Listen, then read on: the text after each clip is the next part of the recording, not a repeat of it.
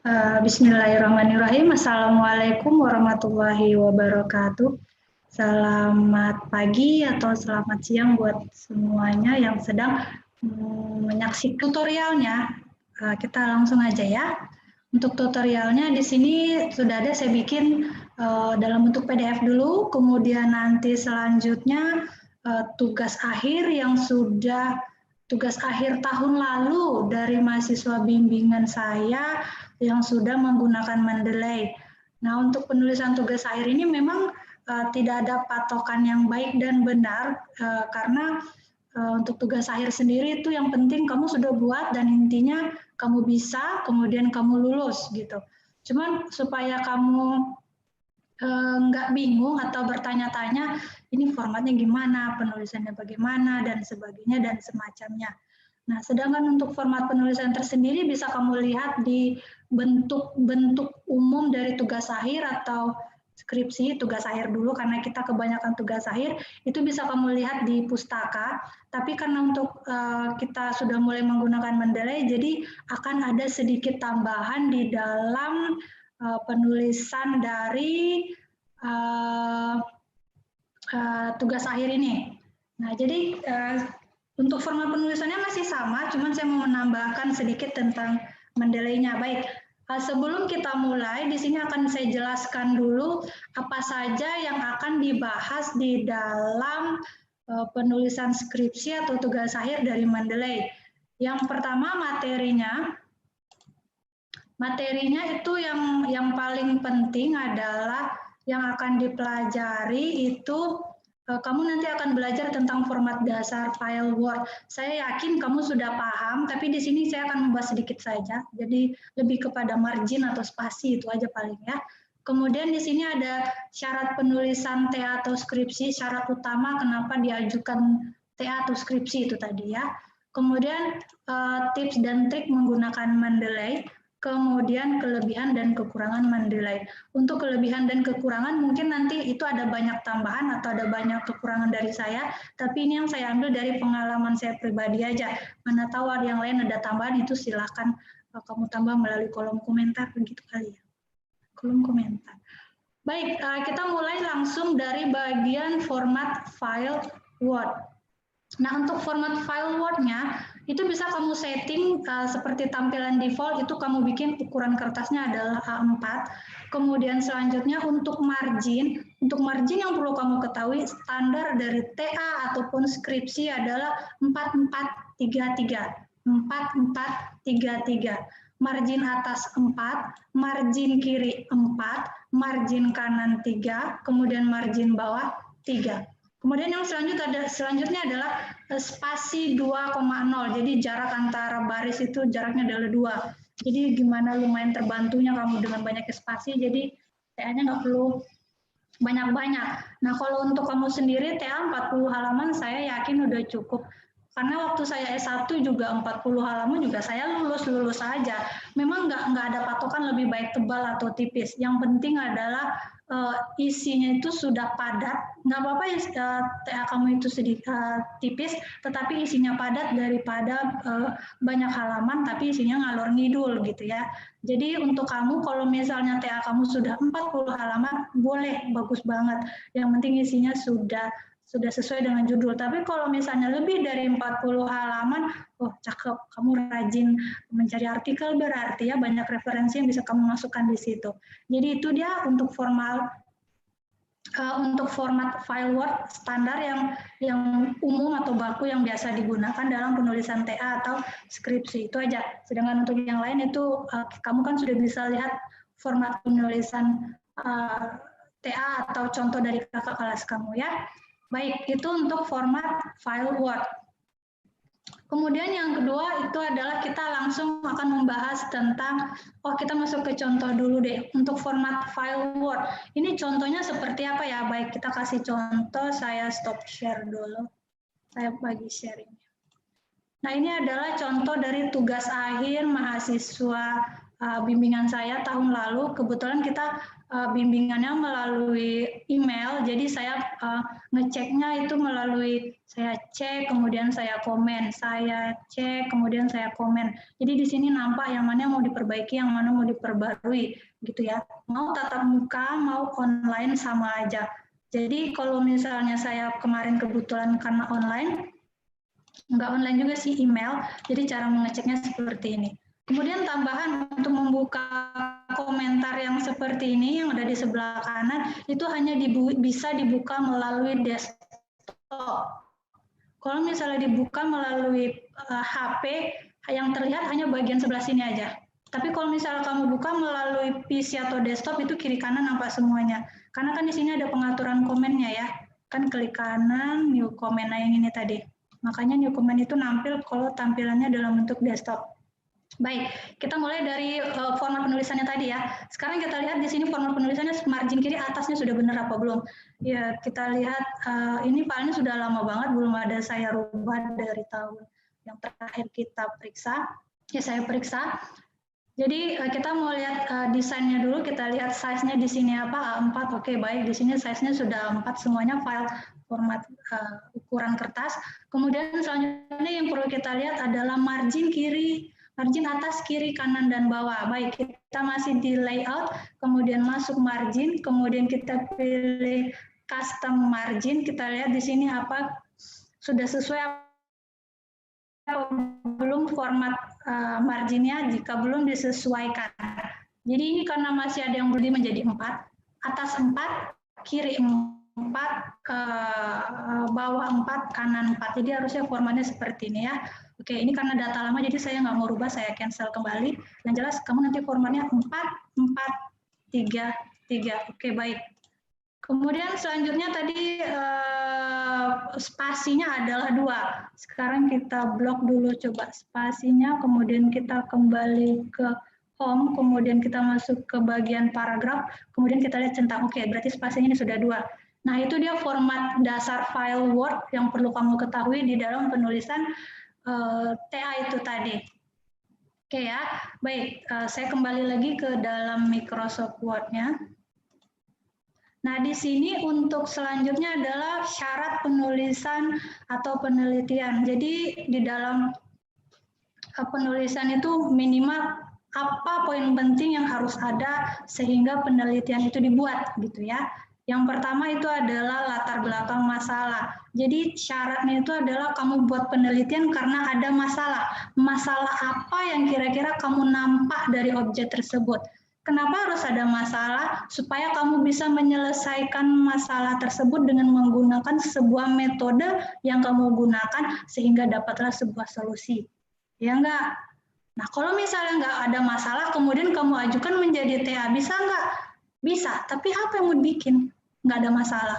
Sama kayak misalnya begini, kamu beli HP. HP itu ketika dibuat baru, kemudian ada pembaruan, ketika pembaruan dibuat berarti ada masalah dong di versi sebelumnya.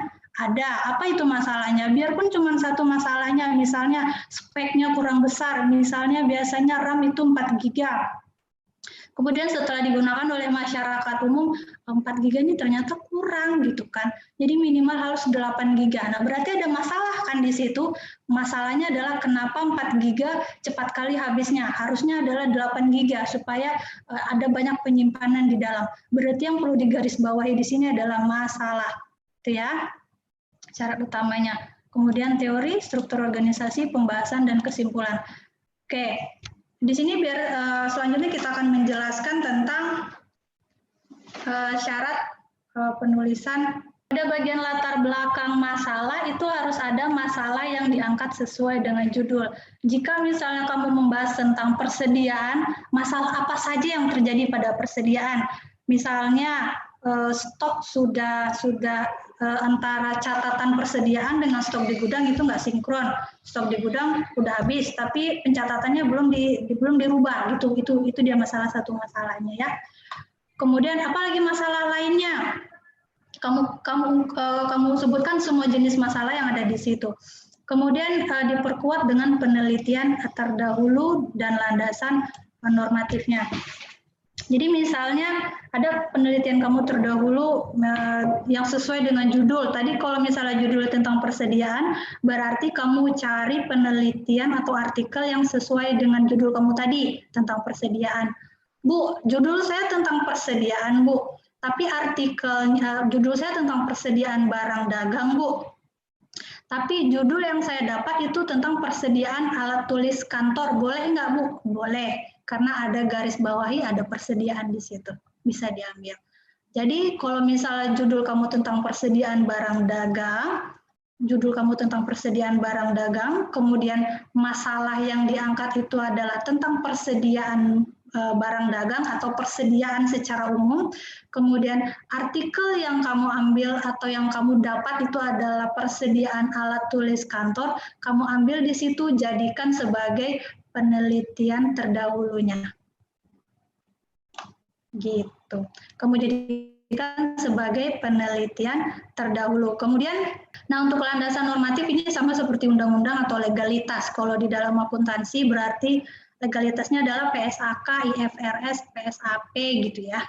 Jadi kamu cari tahu kalau misalnya persediaan di dalam PSAK dia legalitasnya bagaimana, hukumnya apa, pengertiannya bagaimana, cara perhitungannya apa, gitu ya. Atau kalau yang secara internasional, di organisasinya gede, di secara internasional kamu cari tahu juga kamu bandingkan apakah PSAK dengan IFRS apakah persediaan yang kamu buat itu sesuai dengan PSAK atau IFRS atau PSAK dan IFRS. Nah kan selesai kan. Sedangkan untuk bagian pemerintah itu biasanya PSAP atau IPSAS, ini saya mudah-mudahan nggak salah ketik. Kalau saya ada salah ketik, mohon maaf. Nanti bisa dibenarkan melalui kolom komentar. Nah, untuk sektor pemerintah itu berarti sama saja ada keuangan, laporan keuangan dan semacamnya, tapi peraturannya lebih dibedakan sedikit karena kan peruntukannya sudah beda karena dia untuk pabrik nirlaba gitu tadi ya. Kemudian selanjutnya di sini ada tentang legalitas atau objek dari situs yuk. Kalau tadi landasan normatif dari persediaan itu adanya dari sini. Anggap aja persediaannya mau pemerintah kah, mau swasta kah, anggap aja ini berarti ya. Sedangkan untuk objek, misalnya objeknya itu adalah toko kelontong. Toko kelontong ini berarti kan UMKM atau UKM. Nah, dari UMKM atau UKM itu tentu mereka memiliki legalitas dong, minimal situ atau siup ataupun surat izin dari RT RW minimal itulah. Situ siup kan itu juga ya. Nah, jadi minimal ada nomor legalitasnya, sama kayak kalau kita di kampus, kamu ketika sama seperti di kampus, legalitas kita kan jelas nih. Nomor Kemenristek Dikti, nomor sekian tahun sekian dari sekian dari Ban PT dan seterusnya dan seterusnya. Legalitasnya ada tuh, jelas tuh di sini. Nah, kita juga pengen untuk objek yang kamu ambil itu diketahui legalitasnya. Minimal dari kelurahan atau RT RW seperti situ dan situ tadi. Tapi kalau misalnya sudah CV, PT itu mantap. Oke, kemudian selanjutnya oh ya, untuk penelitian terdahulu tadi kan kamu ambil tuh, nanti kamu lampirkan di dalam landasan teorinya. Jadi misalnya gini, di dalam latar belakang masalah kan itu ada beberapa paragraf tuh, Jadi nanti kamu lampirkan landasan teori penelitian terdahulunya seperti ini. Saya kasih lihat dulu ya.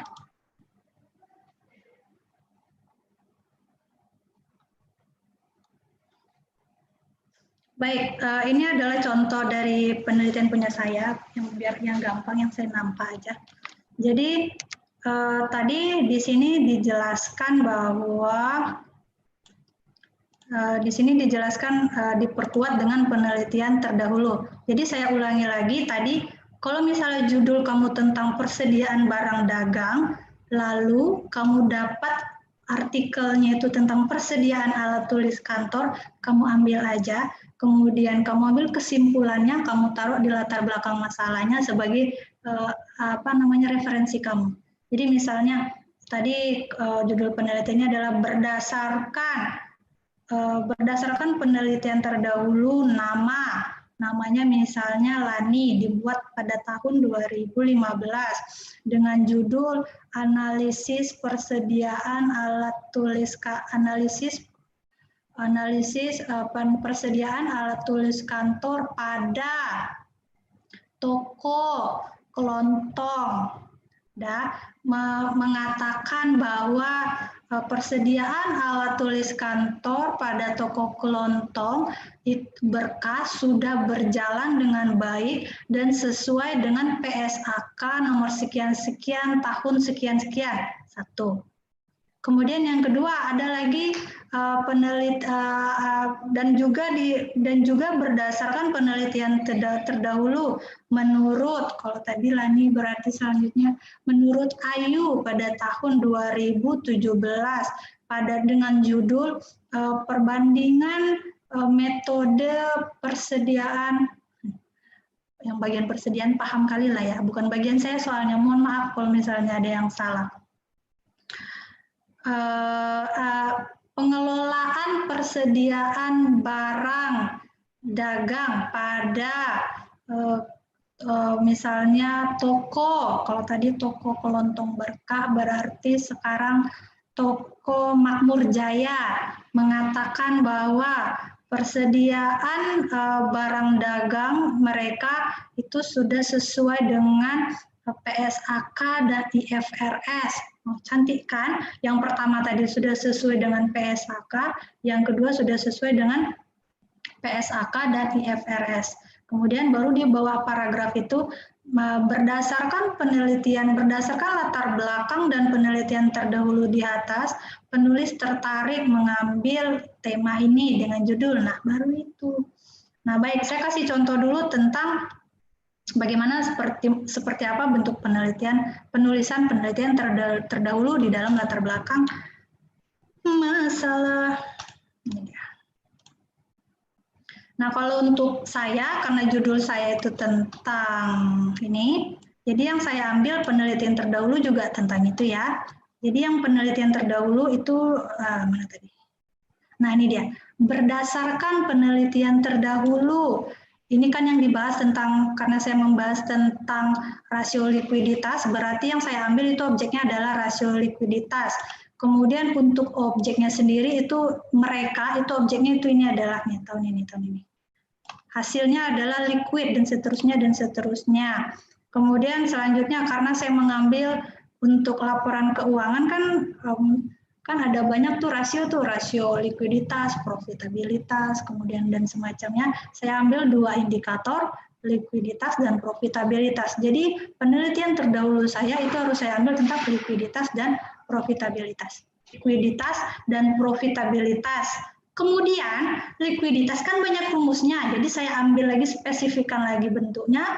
Kemudian profitabilitas tuh saya spesifikkan lagi rumusnya. Nah, inilah dia contohnya berdasarkan penelitian terdahulu yang saya ambil tentang judul saya tadi. Pertama likuiditas, kemudian profitabilitas juga. Kalau untuk objek bebas, karena objek saya itu adalah bank negeri dan bank swasta. Bank negeri berarti BRI juga masuk, ini masuk BRI juga, ini masuk BRI juga. Jadi saya masukkan penelitian terdahulu, ini dia hasil penelitian mereka itu, inilah dia. Ini karena dalam bentuk PDF, jadi nggak nampak dia menggunakan Mendeley atau enggak. Kemudian ini baru penelitian pertama, dia 1 paragraf. Kenapa dia panjang? Karena objek atau masalah yang diambil atau rumus yang diambil itu ada banyak rasionya. Kemudian penelitian yang terdahulu selanjutnya, ini juga kinerja keuangan, dia judulnya kurang lebih sama dengan saya, dia tetapi dia membahas tentang rumusnya ini, objeknya sama, kemudian masih rasio ROE juga, dan seterusnya, dan seterusnya. Nah, di sini hasilnya adalah ini dia. Itu dia penelitian kedua. Kemudian penelitian yang selanjutnya. Udah 2 aja ya. Nah, jadi dari 2 penelitian terdahulu bisa kamu ambil referensinya, kemudian sebagai pembanding bahwa mereka bisa, tapi hasilnya kok bisa beda. Nah, saya juga mau nyoba. Apakah hasilnya sama dengan peneliti A atau hasilnya sama dengan peneliti B? Macam itu kan, gampang ya. Oke, sip. Kemudian saya kembali ke sini. Selanjutnya adalah untuk perumusan masalahnya. Jadi rumusan masalahnya itu kan kamu biasanya ada pertanyaan tuh. Rumusan masalah, saya kasih contoh yang... Nah, untuk rumusan masalah. Biasanya rumusan masalah kan itu kamu ada dua ya. Bagaimana ini, bagaimana itu, apakah ini, apakah itu. Nah, untuk rumusan masalah, jika pertanyaannya adalah dua, maka jawaban pada kesimpulannya juga harus dua. Nah, jadi untuk jawaban tadi di dalam rumusan masalah pertanyaannya ada dua, berarti kesimpulannya juga ada dua. Sesuai dengan pertanyaan di atas, jawabannya di bab 5. Gitu ya, gampang ya. Yang penting soalnya ada dua, rumusan masalah ada dua, berarti kesimpulannya ada dua. Rumusan masalahnya ada 3, kesimpulannya berarti ada 3. Jangan tambah, jangan kurang. Oke. Baik, selanjutnya untuk batasan masalah itu kalau misalnya tadi kan persediaan barang dagang, untuk cek kembali lagi ke contoh kamu, untuk persediaan barang dagang kan ada banyak masalah tuh, kamu fokus ke masalah yang kamu angkat itu apa aja. Kalau saya kasih lihat contoh ini dia. Nah, di sini dibatasin masalahnya itu adalah selama satu periode akuntansi, yaitu tahun 2019. Kemudian yang dicari tahu juga, yang dibatasin lagi adalah yang dicari rasio aktivitas dan profitabilitas.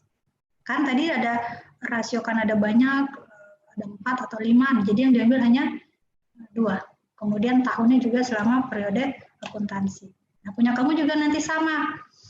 Jadi kalau misalnya penulisan ini hanya membatasi misalnya hanya pada tahun 2019 atau hanya pada tahun 2020. Kemudian untuk menghitung metode FIFO, LIFO atau penyusutan atau persediaan apapun rumusnya di sini dijelaskan. Baik, kita kembali ke sini. Kemudian metode apa yang akan kamu gunakan di sini? Nah, untuk metode yang digunakan metode yang digunakan berarti di sini kan ini udah standar baku lah ya, metode yang digunakan. Cuman maksud saya itu adalah rumus apa nanti yang akan kamu gunakan pada bab 4 gitu ya, sistematika.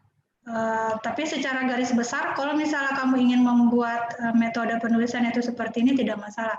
Ini sumber cara pengumpulan gitu, nggak apa-apa. Yang penting cepat tamat lah ya. Baik, kemudian untuk selanjutnya kita pindah ke slide ini. Nah, selanjutnya kita masuk ke dalam teori. Untuk teori yang saya garis bawahi atau tulisan merah itu adalah lampirkan teori yang hanya sesuai dengan masalah atau judul yang kamu angkat.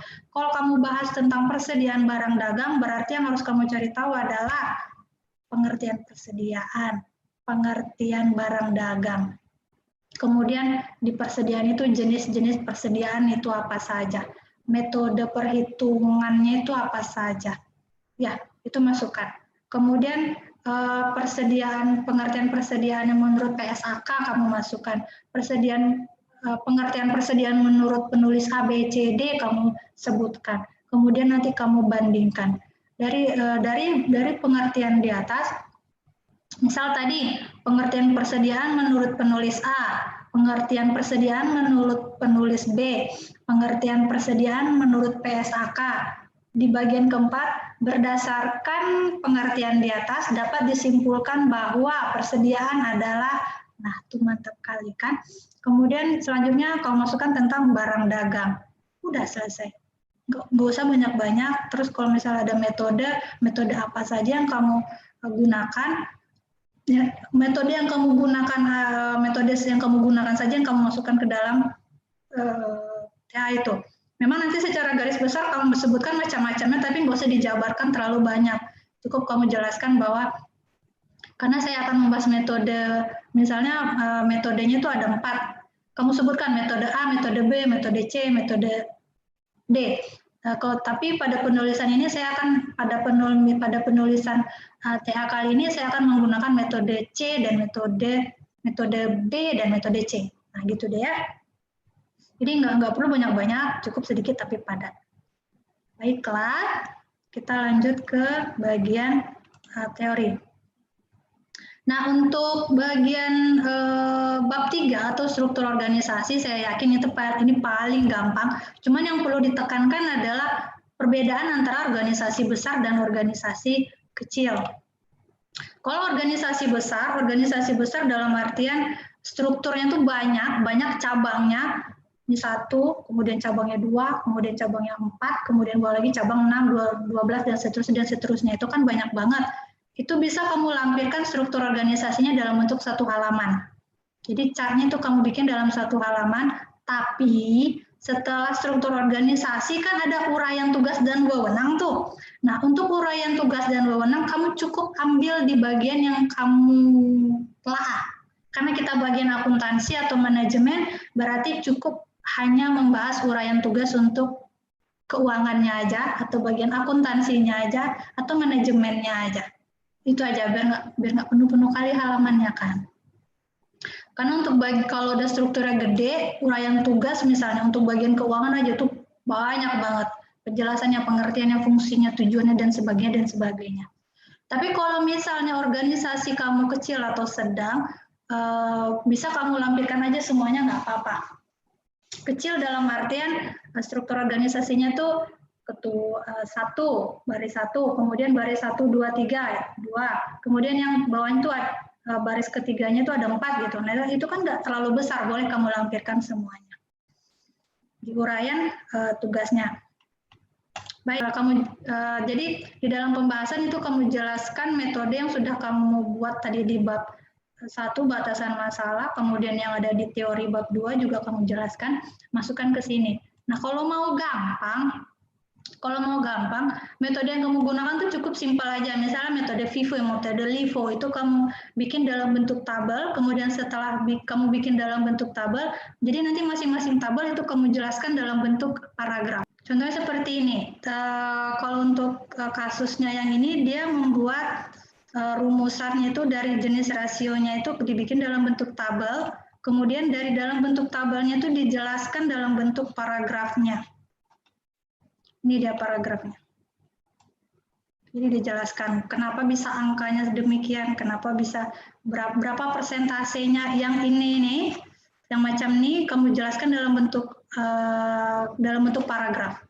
Jadi mana tahu ada yang bisa baca tabel tapi dia pengen lebih pemahaman lagi keterangannya melalui paragraf, bisa lihat di atas ini. Nah, kalau mau bikin bagusnya, setiap satu tabel satu paragraf, satu tabel satu paragraf, satu tabel satu paragraf. Jadi enak langsung dibacanya.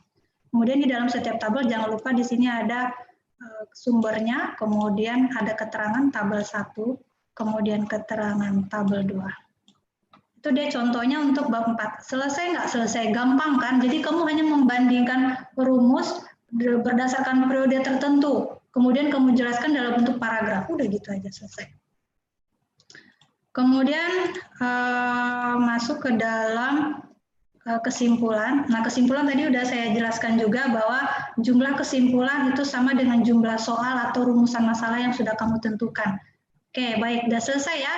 Nah, untuk sampai sini saya anggap kamu sudah paham sebenarnya, cuman ini mungkin lebih kepada pendalaman. Selanjutnya kita akan menggunakan seperti apa TA yang menggunakan Mendeley. Ini dalam penulisan Mendeley, ini 1 ya, kemudian ini 2, kemudian ada lagi 3, dan seterusnya. Di dalam penulisan Mendeley kan untuk memindahkan daftar pustaka, kalau dia dalam bentuk artikel kan gampang. Nah, gimana kalau misalnya dia nggak ada dalam bentuk artikel? Jadi contohnya itu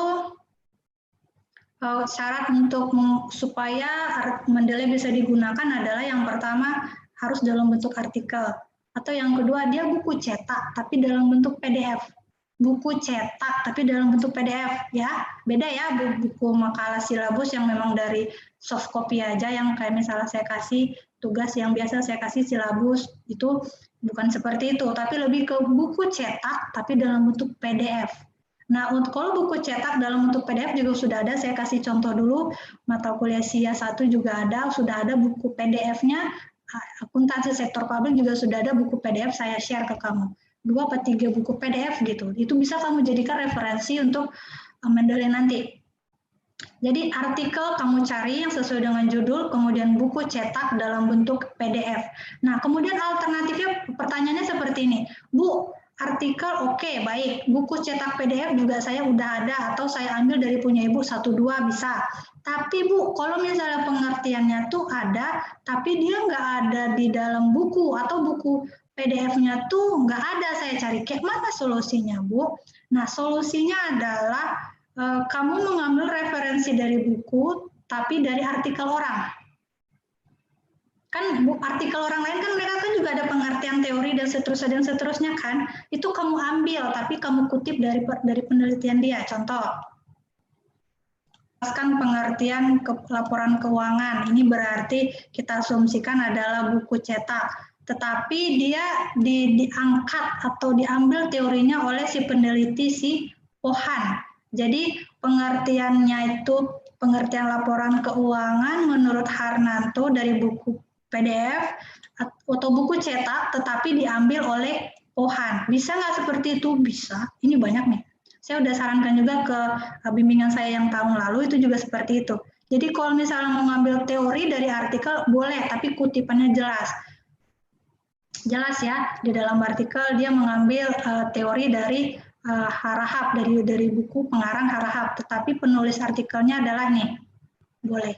Jadi gampang ya, gampang banget. Jadi nggak ada lagi alasan teorinya nggak ada Bu, teori bukunya cetaknya nggak ada Bu, dan seterusnya. Ada banyak alternatif yang bisa kamu gunakan. Kemudian untuk daftar pustaka, jadi biar gampang juga daftar pustaka, ini juga sudah menggunakan Mendeley. Nah ini dia, udah rapi. Nah, ya kan, cantik kan ngeliatnya, itu dia. Mungkin tadi kalimat saya mungkin terlalu berbelit, jadi saya ulangi lagi yang simpelnya. Untuk menggunakan Mendeley, itu kamu gunakan penelitian terdahulu, artikel. Kemudian untuk referensi buku, bisa kamu gunakan buku PDF, atau bukunya tuh dia nampil tapi dia halamannya nggak lengkap, ada seperti itu, saya sering dapat. Nggak apa-apa, yang penting itu bisa kamu gunakan. Kemudian alternatif terakhir, teori dari buku tapi diambil dari penelitian terdahulu, atau penelitian terdahulu tuh dia mengambil referensi dari buku, itu yang kita ambil. Buku, nama pengarang diambil oleh artikel, kita masukkan ke dalam artikel kita. Bisa seperti itu. Kemudian yang terakhir, jangan lupa kalau ketika kamu mengcopy atau mensitasi paragraf yang kamu ambil, itu kalimatnya dirubah tanpa mengurangi makna dari maksud yang penulis itu buat tadi. Nah, kemudian ini ada plus dan minusnya. Plusnya yang paling intinya adalah kamu gampang, nggak perlu ribet membuat sitasi dan daftar pustaka karena sudah otomatis langsung ketika kamu klik insert bibliografi. Tetapi minusnya adalah kalau kamu memiliki kendala ketika instalasi. Biasanya masalah yang umum terjadi itu terletak pada Microsoft Word-nya. Karena kebanyakan setelah saya teliti, masih banyak di antara kamu yang masih menggunakan Microsoft Office 2007 atau 2010. Masalah nggak? Enggak. Tapi kalau udah kena Mendeley, masalah? Iya. Kalau untuk penggunaan sebatas bikin file Word itu nggak ada masalah, tapi kenanya nanti ketika install aplikasi baru. Jadi solusinya gimana, Bu? Solusinya adalah kamu ketik tulisan salah itu tadi, misalnya ketika kamu jalankan, dia kan ada tulisan kemudian ada tulisan error, kemudian tulisannya bla bla bla bla bla bla. Nah, caranya kamu copy tulisan itu atau kamu ketik ulang tulisan itu, kemudian kamu taruh di Google, kamu tambahkan kalimat di depannya how to solve. Kalau itu pakai bahasa Inggris. Tapi kalau misalnya kamu mau pakai bahasa Indonesia, berarti cara memperbaiki yang error tadi kamu ketikkan itu, kemudian enter. Ini dia contohnya salah satunya. Misalnya ketika kamu jalankan error di Mendeley, errornya ada ini, plugin not found, what plugin mendelay, dan seterusnya, dan seterusnya. Ini misalnya tulisan errornya. Ini kamu copy, kemudian kamu tambahkan tulisannya, ini dia, cara memperbaiki. Jadi kamu ketik cara memperbaiki plugin not found, dan bla bla bla, kemudian kamu ketik di Google, nanti keluar tuh hasilnya. Nah itu dia tutorialnya, kamu coba. Nah kalau misalnya ternyata kendalanya nggak seperti ini, bukan Bu, kalimatnya bukan ini Bu, ya nggak apa-apa, sesuaikan dengan kalimat yang kamu miliki Mas kendalanya. Jadi tinggal dicoba cari tahu kemudian selesaikan. Baiklah, demikian tutorial singkat, walaupun tidak singkat, cara menggunakan Mendeley untuk TA. Saran saya, jika misalnya kamu bingung, kamu ulangi lagi video ini dari awal sampai akhir, atau pada part yang kamu, ya pada part yang kamu anggap penting atau yang kamu rasa itu lupa. Ya. Baik, sampai di sini tutorial cara menggunakan Mendeley untuk mahasiswa tugas akhir. Lebih dan kurang saya mohon maaf. Kalau misalnya mau nambahkan atau ada kalimat yang salah, silakan tambah di kolom komentar. Jangan lupa like, komen, dan subscribe.